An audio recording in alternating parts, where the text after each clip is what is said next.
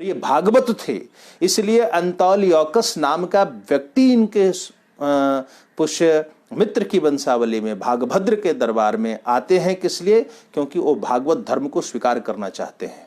मगध के जो सेनानी ब्राह्मण हैं वो हमेशा ही अपने को परम वैष्णव कहने में, परम भागवत कहने में अपना अपूर्व गौरव समझते हैं, और वैष्णव होते हुए, वैष्णव परंपरा के वाहक होते हुए वो सेनानी हैं। और पुष्यमित्र शुंग के साथ जो नामकरण यूज होता है वह है पुष्यमित्र शुंग द्विरस्व मेघ याजी। और अब आप इस तथ्य को समझिए जो मैं आपको बताना चाहता हूं, जो बहुत महत्वपूर्ण है। मगध के इतिहास का संवाहक कौन है? मगध के इतिहास के संवाहक वही है जो मगध में आज से नहीं, आज से तकरीबन 2500 वर्ष से या 2000 वर्ष से या 1500 साल से वहां अस्थायी निवास कर रहा है और वहां की भूमि अग्रहार का भोक्ता है, और वहां के सैनिक ग्राम जो उसको अनुदान में दिए गए उसका भोक्ता है। और इस तथ्य का हम कालांतर में बहुत बड़े स्तर पे साक्ष्यों के आधार पर विश्लेषण करेंगे। पुष्यमित्र शुंग से जुड़ी हुई दो बातें हमारे जीवन परंपरा के साथ है।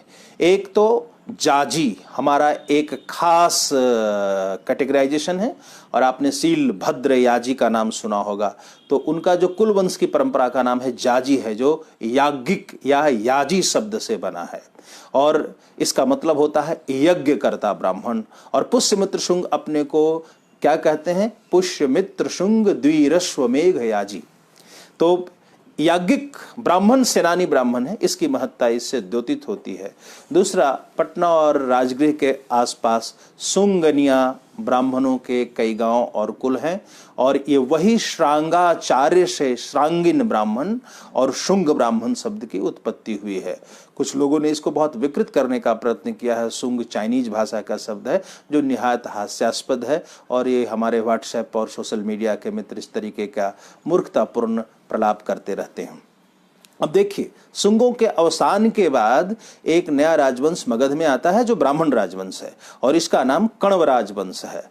और कण्व राजवंश से हम लोगों में कण्वार एक बहुत ही महत्वपूर्ण शाखा है, और पुनः यह मगध के ब्राह्मणों की शाखा है, जो अन्य ब्राह्मणों में कोई कण्वार शाखा नहीं होती है। अन्य किसी भी ब्राह्मण में कोई सुंगनिया शाखा नहीं होती है।